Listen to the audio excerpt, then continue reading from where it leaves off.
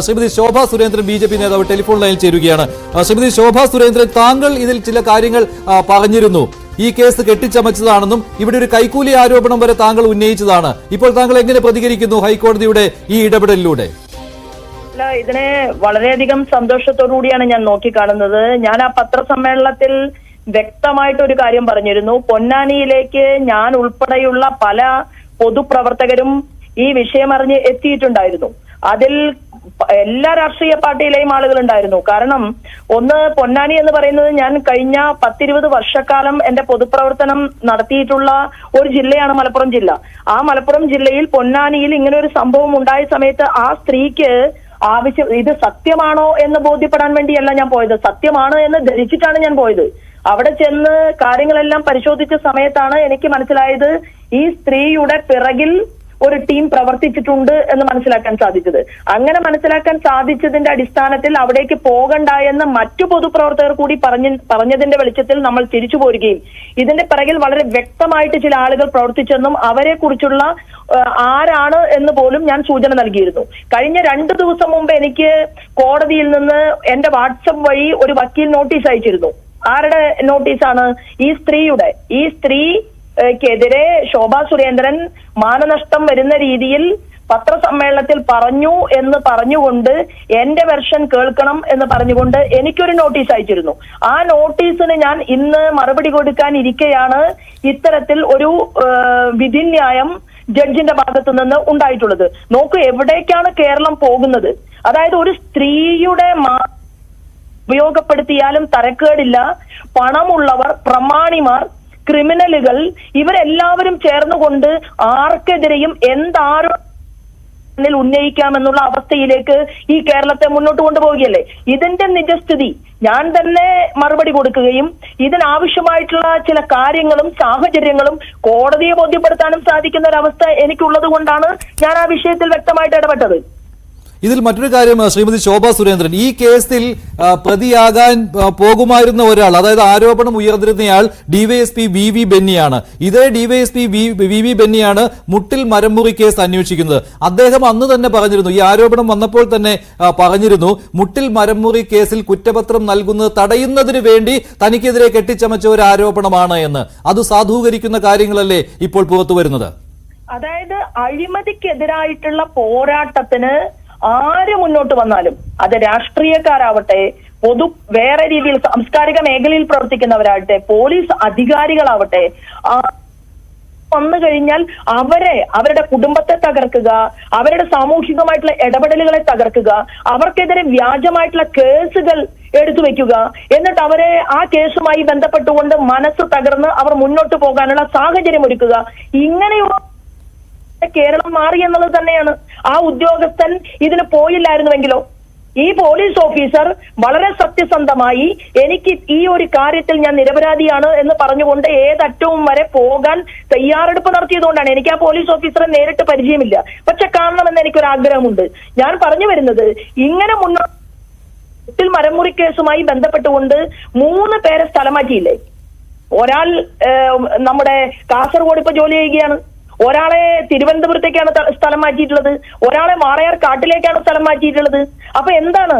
അന്വേഷണം കൃത്യമായി നടത്തുകയും തെറ്റ് ചെയ്തവരെ പൊതുസമൂഹത്തിന്റെ മുന്നിൽ കൊണ്ടുവരാൻ വേണ്ടി പരിശ്രമിക്കുകയും ചെയ്യുന്നവർ അത് ആരോ ആകട്ടെ, അവർക്കെതിരെ വ്യാജ ആരോപണങ്ങൾ ചമച്ചുകൊണ്ട് മുന്നോട്ട് വരിക എന്നുള്ളതല്ലേ. ഇപ്പൊ ഞാൻ കൂടുതൽ കാര്യങ്ങൾ ഇവിടെ പറയാത്തത്, നേരത്തെ ഞാൻ പറഞ്ഞു മുട്ടിൽ മരമുറിയുമായി ബന്ധപ്പെട്ടുകൊണ്ട് ഈ കേസിനകത്ത് ആന്റോയ്ക്ക് വ്യക്തമായിട്ടുള്ള കൈയുണ്ട് എന്ന് ഞാൻ പറയുകയും എന്റെ മാനനഷ്ട കേസുമായി ബന്ധപ്പെട്ടുകൊണ്ട് എന്റെ കയ്യിലുള്ള രേഖകൾ കോടതിയിൽ സമർപ്പിക്കാൻ നിൽക്കുന്നത് കൊണ്ട് മാത്രം ഞാൻ ഇതിനെക്കുറിച്ച് കൂടുതൽ പറയുന്നില്ല. പക്ഷെ നമ്മുടെ കേരളത്തിൽ എല്ലാ മേഖലകളിലും നിലനിൽക്കുന്ന കള്ള നാണയങ്ങളെ അത് പൊളിച്ചു കളഞ്ഞില്ലെങ്കിൽ വരാൻ പോകുന്ന നാളുകളിൽ എന്ത് വേണമെങ്കിലും പണം കയ്യിലുള്ളവനും സ്വാധീനം കയ്യിലുള്ളവനും ചെയ്യാമെന്നുള്ള അവസ്ഥയിലേക്ക് ഈ കേരളം പോയാൽ പറ്റില്ല എന്നുള്ളതാണ്. അതാണ് എനിക്ക് ഈ വിഷയത്തെ കുറിച്ച്. അതായത് അഗസ്റ്റിൻ സഹോദരങ്ങളെ അന്ന് അറസ്റ്റ് ചെയ്ത് VV ബെന്നി ആയിരുന്നു, അതിനുള്ള പ്രതികാരം തീർക്കൽ നടന്നു, അതായിരുന്നു ഈ പൊന്നാനി പീഡന കേസിന് പിന്നിൽ അല്ലേ?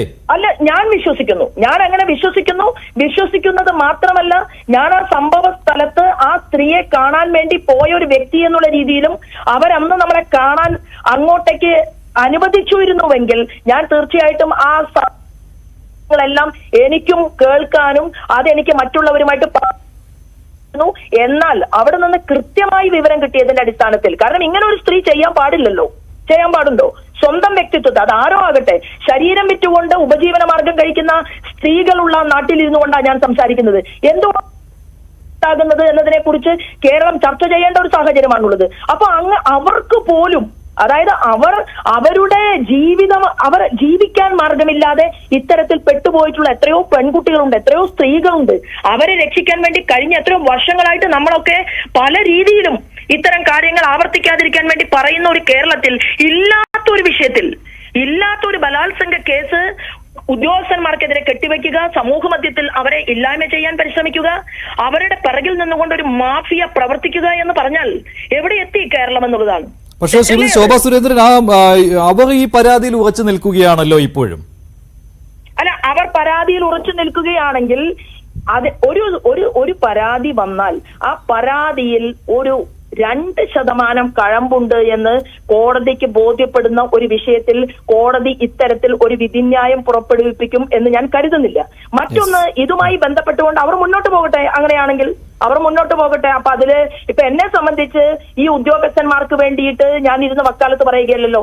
ഞാൻ പറഞ്ഞത് അവിടെ അനുഭവപ്പെട്ട ഒരു യാഥാർത്ഥ്യമാണ്. ആ യാഥാർത്ഥ്യം മുന്നോട്ട് പോകുന്ന സമയത്ത് ഇതിന്റെ ബാക്കി കഥകളും ആരൊക്കെയാണ് ഈ സ്ത്രീയുടെ പിറകിൽ പ്രവർത്തിക്കുന്നത് എന്നതിനെ കുറിച്ചും കൃത്യമായിട്ട് നമ്മുടെ സമൂഹത്തിന്റെ മുന്നിൽ പുറത്തു വരട്ടെ എന്നാണ് ഞാൻ ഈ വിഷയം. ഒരു കാര്യം കൂടി, അന്ന് ഈ പരാതി കൊടുത്ത സ്ത്രീ പറഞ്ഞിരുന്ന ഒരു കാര്യമുണ്ട്. അന്നത്തെ SP ആയിരുന്ന സുജിത് ദാസിനെതിരെ PV അൻവർ രംഗത്ത് വന്നതാണ് തനിക്ക് ധൈര്യം പകർന്നത് എന്ന്, ഇങ്ങനെ പറയുവാൻ തനിക്ക് പ്രേരണയായത് ഇതാണ് എന്ന്. അപ്പൊ അത് തെറ്റല്ലേ?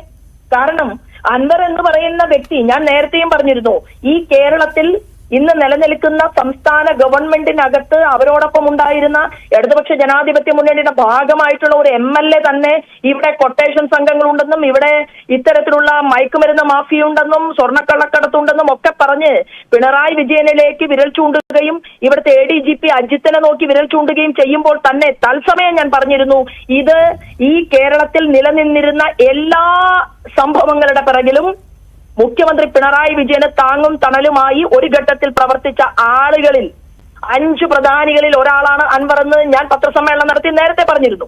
അപ്പോഴും കേരള രാഷ്ട്രീയത്തിൽ മാധ്യമ സുഹൃത്തുക്കൾ, ഞാൻ പറയട്ടെ, ഇത്രയധികം വാർത്താ പ്രാധാന്യം കൊടുക്കാൻ, അതൊക്കെ നിങ്ങളുടെ തീരുമാനമാണ്, അതൊന്നും ഞാൻ ഇടപെടാനും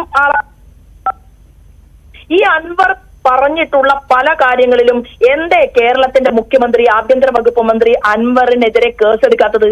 അപ്പൊ എന്താ അതിനർത്ഥം? അൻവറിനെ പേടിയുണ്ട് കേരളത്തിന്റെ മുഖ്യമന്ത്രിക്ക്. അൻവർ ഇനിയും പറയാൻ ബാക്കി കാര്യങ്ങൾ വെച്ചിട്ടുണ്ട്. മാത്രവുമല്ല, ഈ കൂട്ടുകൃഷിയിലെ ഒരംഗം കൂടിയാണ് അൻവർ എന്നുള്ളത് ഞാൻ 2 പത്രസമ്മേളനങ്ങളിലൂടെ പൊതുസമൂഹത്തിന്റെ മുന്നിൽ സൂചന നൽകിയതാണ്. അതിനർത്ഥം ഇവിടെയുള്ള കള്ളക്കടത്തും ഇവിടെയുള്ള ലഹരി മാഫിയായും ഇവിടെയുള്ള വ്യാജ കുറ്റാരോപണങ്ങളുടെയും ഒക്കെ പിറകിൽ ഒരുമിച്ച് ചേർന്നുകൊണ്ട് ഒരു കോക്കസ് കേരളത്തിൽ പ്രവർത്തിക്കുകയാണ്. ആ കോക്കസുമായി ചേർന്ന് നിന്നുകൊണ്ട് മാധ്യമങ്ങൾ അങ്ങനെ ചെയ്യാൻ പാടില്ല എന്നുള്ളതാണ് എന്റെ ഏറ്റവും അടിവരയിട്ടുകൊണ്ട് എനിക്ക് പറയാനുള്ള ഒരു കാര്യം. മാധ്യമങ്ങൾ എന്ന് പറയുന്നത് രക്ഷകരാകേണ്ട ആളുകളാണ്. പക്ഷേ ഇതിൽ മാധ്യമങ്ങളെ ഇക്കാര്യത്തിൽ താങ്കൾക്ക് അടച്ചുകുറ്റം പറയാൻ പറ്റില്ലല്ലോ. ഇതിപ്പോൾ ഒരു ചാനൽ, റിപ്പോർട്ടർ ചാനലിലാണ് ഈ കാര്യം വന്നത്. ആദ്യം ചാനലിലാണ് ഞാൻ പറയുന്നത് കയ്യിൽ പൈസയുണ്ട് എന്ന് കരുതി ഒരു മാധ്യമം നടത്തിക്കൊണ്ട് പോകുന്ന ആ മാധ്യമത്തിന്റെ ഉടമയ്ക്കെതിരായിട്ട് മാത്രമേ ഞാൻ സംസാരിച്ചിട്ടുള്ളൂ. അതിൽ ജോലി ചെയ്യുന്നവരെ കുറിച്ചൊന്നും ഞാൻ സംസാരിച്ചിട്ടില്ലല്ലോ. അവർ ഇപ്പൊ എന്നെ വ്യക്തിപരമായിട്ട് ആക്ഷേപിക്കാൻ അവർ പരിശ്രമിച്ചെങ്കിലും ഞാൻ വളരെ കൃത്യതയോടുകൂടി മാത്രമാണ് ആ ചാനൽ ഉടമയെ കുറിച്ച് സംസാരിച്ചിട്ടുള്ളത്. അപ്പൊ എന്താണ്, മാധ്യമ പ്രവർത്തകർ കൂടി കുറെ കൂടി സാഹചര്യങ്ങളെ മനസ്സിലാക്കിക്കൊണ്ട് എന്താണ് കേരളത്തിൽ ഈ വ്യക്തി ചെയ്തുകൊണ്ടിരിക്കുന്നത് എന്നതൊന്നും മനസ്സിലാക്കണമെന്ന് മാത്രമേ ഞാൻ പറഞ്ഞുള്ളൂ. അല്ലാതെ കേരളത്തിലെ 99% വരുന്ന മാധ്യമങ്ങളും സത്യസന്ധതയുടെ ജുഹയായിട്ട് പ്രവർത്തിക്കാൻ പരിശ്രമിക്കുന്നു എന്നുള്ള കാര്യത്തിൽ എനിക്ക് തർക്കമില്ല, എനിക്ക് മറ്റൊരു അനുഭവമില്ല. പക്ഷേ ഇത് കേരളത്തിന്റെ മണ്ണിൽ ഇങ്ങനെ ഒരു മാധ്യമം മുന്നോട്ട് പോകുന്നത് തീർത്തും അപകടകരമായ ഒരു സാഹചര്യമാണ് കേരളത്തിൽ ഉണ്ടാക്കുന്നത് എന്ന് തിരിച്ചറിയേണ്ട ഒരാളെന്ന് പറയുന്നത് കേരളത്തിന്റെ മുഖ്യമന്ത്രി കൂടിയാണ്. ഇന്ന് നിങ്ങൾ ചാമരം വീശുന്നുവെങ്കിൽ നിങ്ങളുടെ കൂടെ നിൽക്കും, നാളെ നിങ്ങൾ ചാമരം പിൻവലിച്ചാൽ നിങ്ങളെയും കുടുക്കും എന്നുള്ളതിന്റെ ഏറ്റവും വലിയ ഉദാഹരണമാണ് ഈ വ്യാജ ബലാത്സംഗ കേസ് എന്ന് മാത്രമേ ഞാനിപ്പോ സൂചിപ്പിച്ചു. താങ്കൾക്ക് കൃത്യമായ ബോധ്യമുണ്ട് ഇത് അഗസ്റ്റിൻ സഹോദരങ്ങൾ കെട്ടിച്ചമച്ച ഒന്നാണ്. ഇവിടെ ഒരു ഈ പീഡന കഥ ഉണ്ടാകും പ്രതിയാക്കുന്നതിന് വേണ്ടി കൈക്കൂലിയും കൊടുത്തിട്ടുണ്ട് എന്ന്. അങ്ങനെയാണോ അല്ല, താങ്കളുടെ എനിക്ക് കൈക്കൂലി കൊടുത്തത് ഞാൻ കണ്ടിട്ടില്ല. ഞാൻ എന്താ പറഞ്ഞത്, അങ്ങനെ പണം കൊടുത്തു എന്ന് അവിടെ കൂടിയിട്ടുള്ള പൊതുപ്രവർത്തകർക്ക് ബോധ്യപ്പെട്ടു എന്നാണ് ഞാൻ പറഞ്ഞത്. അതിന്റെ അടിസ്ഥാനത്തിലാണ് ഞാൻ അവരെ കാണാൻ വേണ്ടി വീട്ടിലേക്ക് ചെല്ലാതിരുന്നത് എന്നാണ് ഞാൻ അന്നും പറഞ്ഞിട്ടുള്ളത്, ഇപ്പോഴും പറഞ്ഞിട്ടുള്ളത്. അന്വേഷിക്കേണ്ടത് ആരാണ് ഈ കേസ്? ഒരു ഇത്രയും നീചമായിട്ടുള്ള ഒരു കേസ് ഇത്തരം പോലീസ് അധികാരികൾ, അതാരോ ആവട്ടെ, ഒരു വ്യക്തിക്കെതിരെ ഉണ്ടായിട്ടുണ്ടെങ്കിൽ ഇതിന് ഇനിയും വേണമെങ്കിൽ എൻക്വയറി നടത്താമല്ലോ. ഇതിനു മുൻപ് എത്രയോ വലിയ കേസുകൾ കേരളത്തിന്റെ മണ്ണിൽ ഉണ്ടായ സമയത്ത്, അത് കിളിരൂരാകട്ടെ, ഐസ്ക്രീം പാർലർ ആകട്ടെ, വിതുരയാകട്ടെ, കോതമംഗലമാവട്ടെ, ഈ കേസുകളിലെല്ലാം തന്നെ പൊതുപ്രവർത്തകർ അന്ന് ആവശ്യപ്പെട്ടതാണ് ഒരു ജുഡീഷ്യൽ എൻക്വയറി വേണമെന്നുള്ളത്. ഈ വിഷയത്തിൽ ഒരു ജുഡീഷ്യൽ എൻക്വയറി നടത്തണം എന്നുള്ളത് ഒരു ഘട്ടത്തിൽ ചിലപ്പോൾ കോടതിക്ക് വരെ ബോധ്യമാകുമെന്നാണ് ഞാൻ വിശ്വസിക്കുന്നത്. ശരി, നന്ദി ശ്രീമതി ശോഭ സുരേന്ദ്രൻ. ഇത്രയും കാര്യങ്ങൾ പറഞ്ഞത്. പൊന്നാനി പീഡന കേസ് ഇപ്പോൾ ഹൈക്കോടതി ഇടപെട്ട് റദ്ദാക്കിയിരിക്കുകയാണ്. അതിൽ മുൻ SP സുജിത് ദാസ് ഇല്ലേ, പിന്നെ DYSP VV Benny, CI Vinod, ഇവർക്കെതിരെ കേസെടുക്കണം എന്നുള്ളതായിരുന്നു ആവശ്യം. 2022 നടന്ന ഈ സംഭവത്തിൽ എന്തുകൊണ്ട് കേസെടുത്തില്ല എന്ന് ഹൈക്കോടതി സിംഗിൾ ജഡ്ജി ചോദിച്ചിരുന്നു. അത് പ്രകാരം കേസെടുക്കുവാൻ പൊന്നാനി മജിസ്ട്രേറ്റ് നിർദ്ദേശിച്ചിരുന്നു. പക്ഷേ ഇതിനെതിരെ CI വിനോദാണ് ഡിവിഷൻ ബെഞ്ചിനെ സമീപിച്ചത്. വീട്ടുടമസ്ഥ തർക്കവുമായി ബന്ധപ്പെട്ട്